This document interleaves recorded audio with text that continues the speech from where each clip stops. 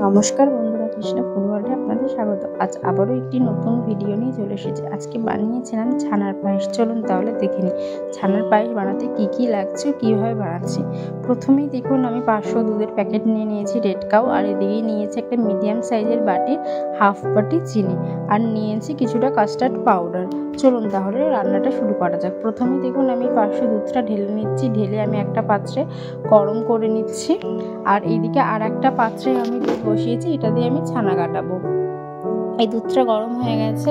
এবার ওই পাশে যে দুধটা বসিয়েছিলাম সেই দুধটা এবার আমরা ছানা কাটাবো। প্রথমেই দেখুন আমি দুধটা ফুটছিল, দুধের মধ্যে আমি দিয়ে দিলাম সামান্য পরিমাণ লেবুর রস, যাতে আমি ছানাটা খুব ভালোভাবে কেটে যায়।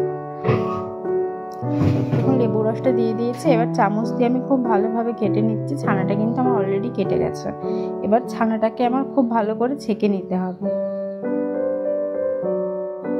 দেখুন ছানাটা আমি একটা ছাঁকনির মধ্যে ছেঁকে নিয়েছি।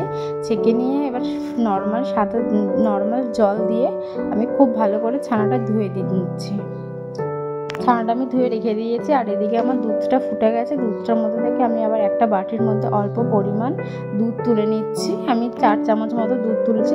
আর এদিকে দুধ তুলে রাখার পরে আর যে দুধটা ছিল পায়েস করার জন্য, সেই পায়েসের দুধের মধ্যে আমি দিয়ে দিয়েছি চিনিটা খুব ভালোভাবে গলুক। ওইদিকে আমি কাস্টার্ড পাউডারটা দুধের মধ্যে গুলে নিই। আমার কিন্তু কাস্টার্ড পাউডারটা দুধটা ঠান্ডা হওয়ার পরেই গুলেছিলাম। দেখুন আমি কাস্টার্ড পাউডারটা দুধের মধ্যে খুব ভালোভাবে গুলে নিলাম। আমার কাস্টার্ড পাউডারটা গোলা হয়ে গেছে। এবার আমি যে পায়েস করার জন্য যে দুধটা ফোটাচ্ছি, সেই দুধের মধ্যে এবার কাস্টার্ড পাউডারের দুধটা দিয়ে দিতে হবে। দিয়ে এবার খুব ভালোভাবে ফুটিয়ে নিতে হবে, একটা থিক ব্যাটার বানিয়ে নিতে হবে। এবার ছানাটা আমি বাটিটার মধ্যে নামিয়ে নিচ্ছি ছাঁকনি থেকে, নিয়ে একটু হাত দিয়ে ম্যাশ করে নেব। এদিকে কিন্তু আমার দুধটা অনেকটাই গাঢ় হয়ে এসছে, আর একটু ফুটবে। দুধটা এদিকে ফুটতে থাক, আমি একটু ছানাটা হাত দিয়ে ম্যাশ করে নিই। আমার ছানাটা ম্যাশ করা হয়ে গেছে। এবার কিন্তু আমি দুধটার মধ্যে ছানাগুলো দিয়ে দেবো। অলরেডি আমার দুধটাও কিন্তু ভালো একটা থিকনেসের মধ্যে চলে এসেছে। এবার ছানাটা দিয়ে খুব ভালো করে নাড়াচাড়া করে নিতে হবে। ছানাটা দেওয়ার পরে আরও কিছুক্ষণ ফুটিয়ে নিয়ে আমরা এটা নিভিয়ে দেব। দেখুন আমাদের কিন্তু ছানার পায়েস রেডি।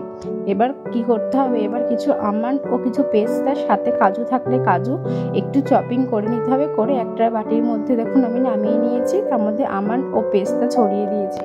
দেখুন ছানার পায়েসটা কি সুন্দরই না লাগছে। ওপর থেকে আমন্ড আর পেস্তাটাও আমি ছড়িয়ে দিয়েছি।